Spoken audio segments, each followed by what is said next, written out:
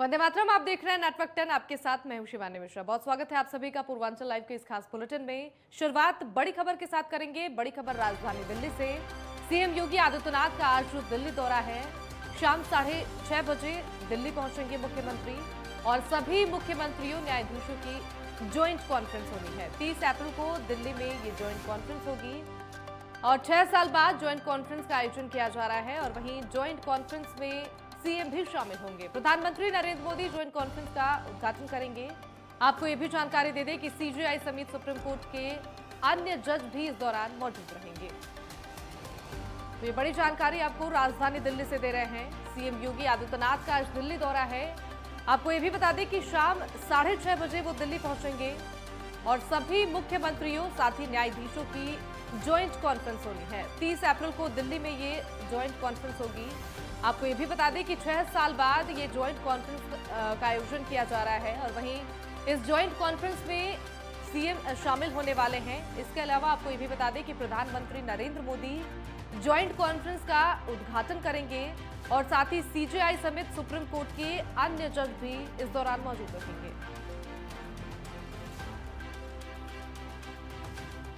तो देखिए, आज दिल्ली के दौरे पर है सीएम योगी आदित्यनाथ। बड़ी जानकारी आपको दे रहे हैं।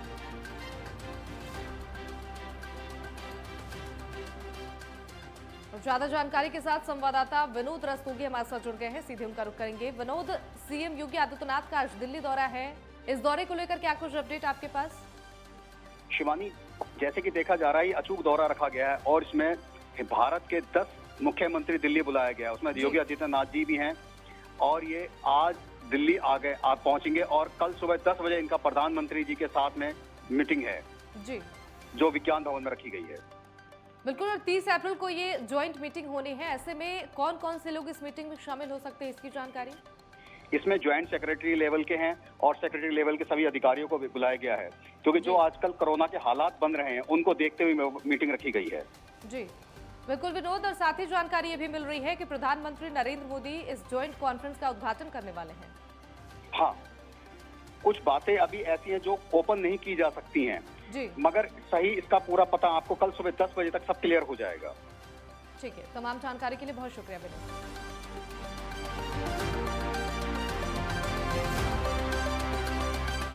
और गोरखपुर के गोरखनाथ मंदिर में मुख्यमंत्री योगी आदित्यनाथ ने सुबह जनता दरबार लगाया। हालांकि अपनी समस्याओं को लेकर मुख्यमंत्री से गुहार लगाने करीब 800 लोग गोरखनाथ मंदिर में पहुंचे। ये देख मंदिर प्रबंधन और प्रशासन के लोग सदमे में आ गए और हालांकि करीब इनमें से 100 लोगों से मुख्यमंत्री ने मिलकर उनकी फरियाद भी सुनी और मौके पर मौजूद अधिकारियों को कार्रवाई के निर्देश दिए। और वहीं अन्य फरियादियों से वहां मौजूद अधिकारियों से मुलाकात कर उनकी समस्याएं सुनी।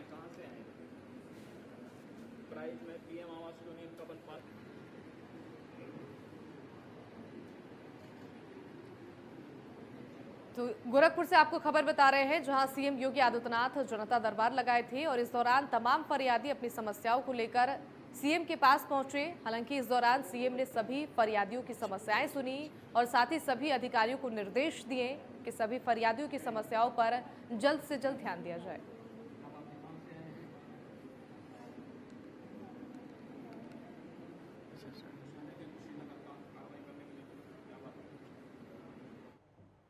राज्य मंत्री प्रतिभा शुक्ला अपने निजी आवास जौनपुर के हचकारी गांव में पहुंची। यहां उन्होंने मीडिया से बातचीत करते हुए योगी सरकार की तारीफ भी की। उन्होंने कहा कि देश और प्रदेश में योगी सरकार और साथ ही मोदी सरकार अच्छा काम कर रही है। उन्होंने ये भी कहा कि योगी राज में प्रदेश में महिला और बच्चों के उत्थान के लिए काम किया जा रहा है। सर्वप्रथम तो हम अपने शीर्ष नेतृत्व का आभार व्यक्त करना चाहेंगे कि उन्होंने एक जिम्मेदारी का पद हमें दिया है, जिसके तहत ये समझ लीजिए ये पद बहुत जिम्मेदारी का है। महिलाओं और बच्चों के विकास की बात है। तो हमारे मुख्यमंत्री जी की भी मंशा है, शक्ति मिशन चलाकर उन्होंने महिलाओं को आगे बढ़ाने की पूरी प्रेरणा दी है। इसके तहत हम लोगों का सबसे बड़ा उद्देश्य ये है कि महिलाएँ स्वावलंबन की ओर बढ़ें, आत्मनिर्भर बने। इसके लिए माध्यम चुना गया समूहों को। समूह बनाकर छोटे छोटे व्यापार करके महिलाओं को आत्मनिर्भर बनाने का पूरा प्रयास कर रही है गवर्नमेंट। और हम समझते हैं काफ़ी हद तक इन 5 सालों में भी वर्क हुआ है, आने वाले समय भी और अच्छा बेहतर वर्क किया जाएगा। और वहीं बांदा के थाना इलाके बदौसा में एक व्यक्ति की गोली मारकर हत्या कर दी गई।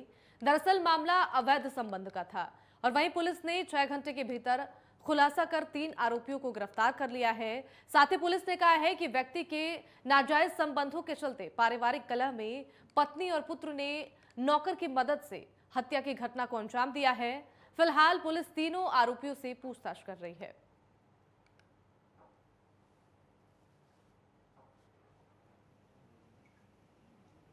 साढ़े 3 बजे के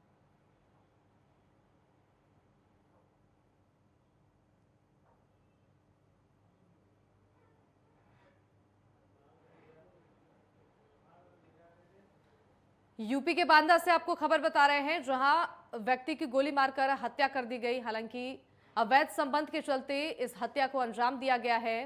पत्नी, बेटे और नौकर ने मिलकर इस हत्या को अंजाम दिया है। इसके बाद से पुलिस ने पूरे मामले की सुनवाई की है और आगे की जांच पड़ताल में जुटी हुई है।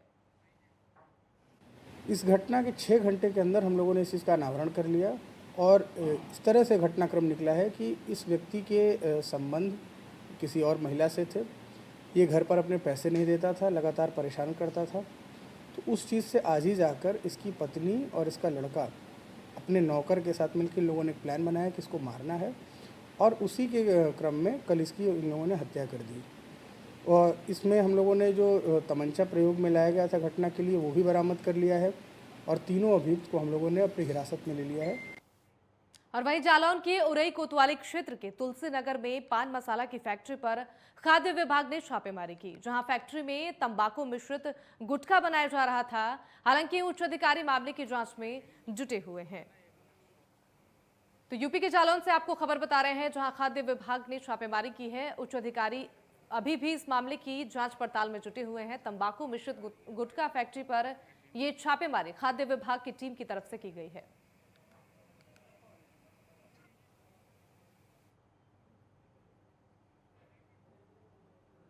और वहीं महोबा के शहर कोतवाली क्षेत्र के बीजेपी जिला कार्यालय के बाहर बरगद के पेड़ में आग लग गई। और वहीं बीजेपी कार्यालय के बाहर आग की सूचना से पुलिस प्रशासन में हड़कंप मच गया। वहीं दमकल कर्मियों ने कड़ी मशक्कत के बाद से आग पर काबू पा लिया है।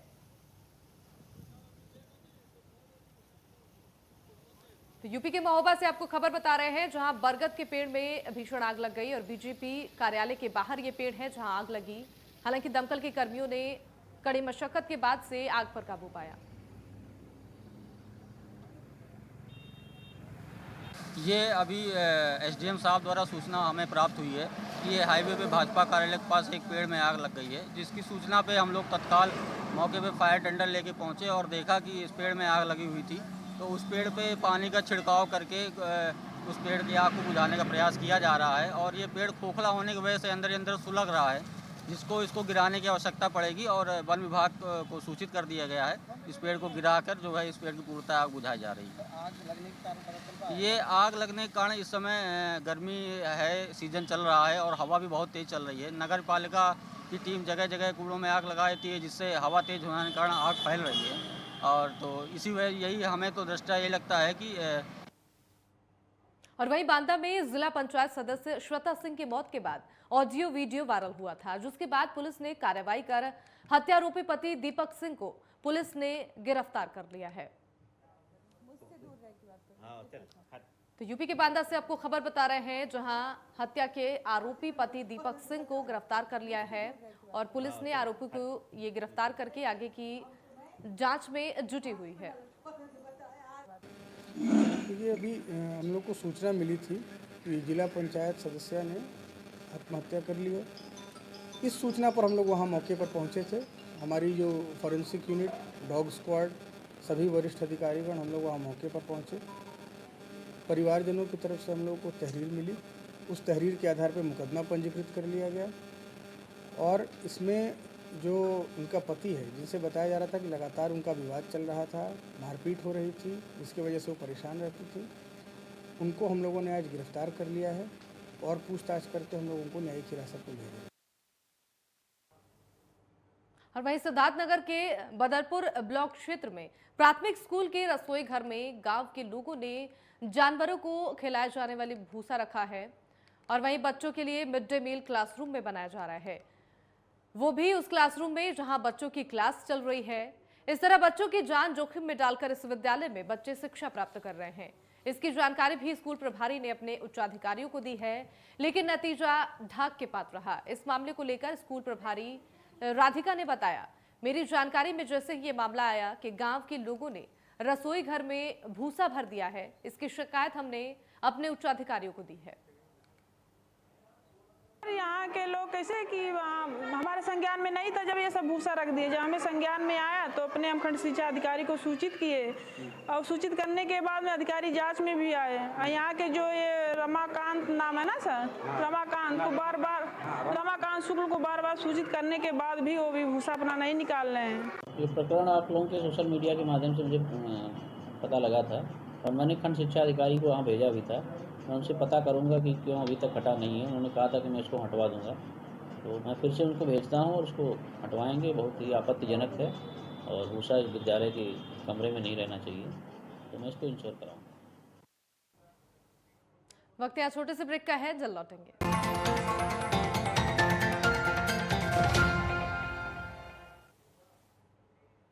ब्रेक के बाद एक बार फिर से आप सभी का स्वागत है। खबरों में आगे बढ़ेंगे। बलिया में भारतीय जनता पार्टी की फायर ब्रांड विधायक केतकी सिंह एक सामुदायिक स्वास्थ्य केंद्र पर चिकित्सक को फटकार लगाने का वीडियो सोशल मीडिया पर तेजी के साथ वायरल हो रहा है। दरअसल 25 अप्रैल को हड़िया कला गांव की एक लड़की के परिजन मोटरसाइकिल से सामुदायिक स्वास्थ्य केंद्र रेवती पहुंचे थे, जहां परिजनों को आशंका थी कि उनकी बेटी को सांप ने काट लिया है। हालांकि इस घटना में जब लड़की असमय मौत की खबर क्षेत्रीय बीजेपी विधायक केतकी सिंह को लगी तो वो सामुदायिक स्वास्थ्य केंद्र पहुंची और मौजूद चिकित्सक को जमकर फटकार भी लगाया।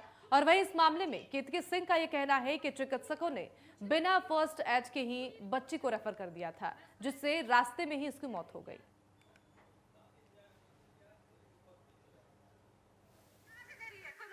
ये हड़िया कला एक गांव पड़ता है हमारी विधानसभा में। वहाँ 9 साल की बच्ची को सांप काट दिया, ऐसे उसके परिवार वाले कह रहे हैं। और उनका ये भी मानना था और आपके मीडिया के माध्यम से भी, प्रिंट मीडिया के माध्यम से भी मुझे ये संज्ञान में आया कि वो हॉस्पिटल गए और उनको फर्स्ट एड भी वहाँ पे नहीं दिया गया डॉक्टरों द्वारा और उसको वैसे रेफ़र कर दिया गया बच्ची को, जिससे उसकी रास्ते में ही मृत्यु हो गई। हमारी सरकार बच्चियों के प्रति तो बहुत संवेदनशील है ही, उससे भी ज़्यादा, कहीं ज़्यादा हम स्वास्थ्य को लेकर बहुत चिंतित हैं कि हम उत्तर प्रदेश की स्वास्थ्य को कैसे और सुधारा जाए। ये बहुत ही बड़ी लापरवाही हुई थी चिकित्सकों द्वारा जो उस समय होंगे। और वहीं सोनभद्र के शक्तिनगर पुलिस और एनसीएल खड़िया सिक्योरिटी की संयुक्त छापेमारी से कबाड़ चोरों में हड़कंप मच गया।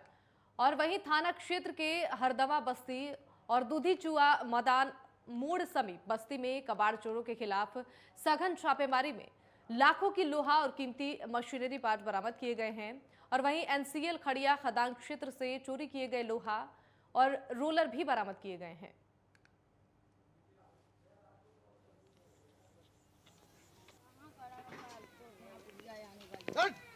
एक्चुअली कुछ दिन पहले अभी जो खड़िया खदान में कबाड़ियों द्वारा चोरी का प्रयास किया गया और ये कि चैलेंजिंग टाइप का सिक्योरिटी खड़िया के लिए बना हुआ था, जो कि हम लोग काफ़ी सतर्क होकर के सुरक्षा व्यवस्था अपना उपलब्ध कराते हैं खड़िया खदान में।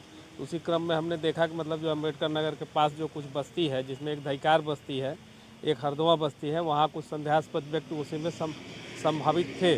तो पुलिस के सहयोग से हम लोग मिलकर संयुक्त अभियान चलाए हैं, जिसमें कि कुछ सामान भी हमारा बरामद हुआ है। तो अभी वो इसी क्रम में यही हमको ये कहना है, हमको सतर्क, हम पूरी तरह से हम लोग सतर्क हैं।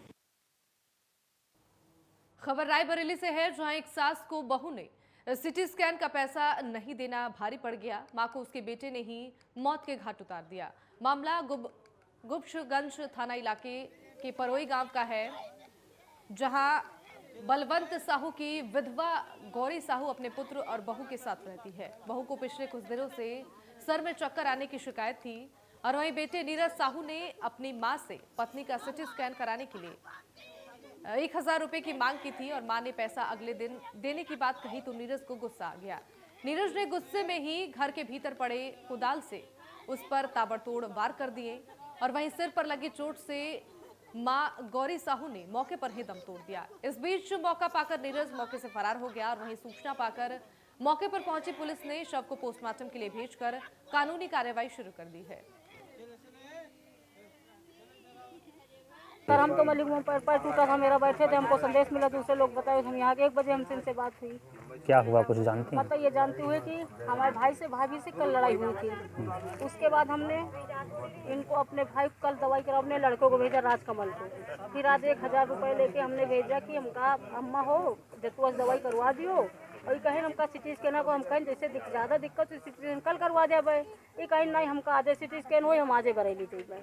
लड़का हमारे इनका दवाई करा घर में छोड़ दी से, वही की बात ये पैसा मांगत रहे कि हमका दुल्हन का सिटी स्कैन करा, पैसा दियो, ये पैसा नहीं दिन उठाए फरू है इनके। सर हम तो मलिक मुंह पर पैर टूटा था मेरा, बैठे थे, हमको संदेश मिला दूसरे। ये पुरई गांव में गौरी साहू पत्नी बलवंत साहू, जिनकी उम्र लगभग 55 वर्ष है, उन्हीं का पुत्र नीरज साहू उर्फ लाला ने फरसा यानी कुदाल से चेहरे पर और सर पर वार किया है, जिससे कि उनकी मृत्यु हो गई है। पंचायतनामा भर के आवश्यक विधि कार्रवाई की जा रही है। सर क्या मामला था मृत का, कुछ पता चल पाया? पारिवारिक झगड़ा है। और वहीं कुशीनगर पुलिस और बदमाशों के बीच मुठभेड़ हुई और वहीं पुलिस की जवाबी फायरिंग में बदमाश घायल हुआ। स्वात टीम और अहिरौली पुलिस से ये मुठभेड़ की खबर सामने आ रही है। बड़ी जानकारी आपको दे रहे हैं। घायल बदमाश को अस्पताल में भर्ती कराया गया है। बाइक और पिस्टल मौके से बरामद की गई है। अहिरौली थाना अंतर्गत NH 28 के पास ये मुठभेड़ हुई है। तो ये बड़ी जानकारी आपको दे रहे हैं कुशीनगर से, जहां पुलिस और बदमाशों के बीच मुठभेड़ हुई है और वहीं पुलिस की जवाबी फायरिंग में बदमाश घायल हुए हैं। स्वात टीम और अहिरौली पुलिस से ये मुठभेड़ हुई है और घायल बदमाश को अस्पताल में इलाज के लिए भर्ती करा दिया गया है। जानकारी दे दी कि बाइक और पिस्टल भी मौके से बरामद की गई है। अहिरौली थाना अंतर्गत NH 28 के पास ये मुठभेड़ हुई है।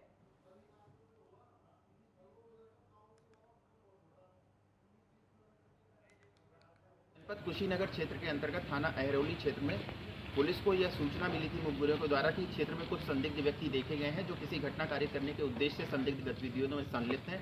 इसी क्रम में पुलिस द्वारा विभिन्न स्थानों पर बैरियर लगाकर चेकिंग की जा रही थी। इसी क्रम में NH 28 के पास भगवानपुर खुर्द मोड़ पर 2 व्यक्ति मोटरसाइकिल से आते हुए दिखाई दिए।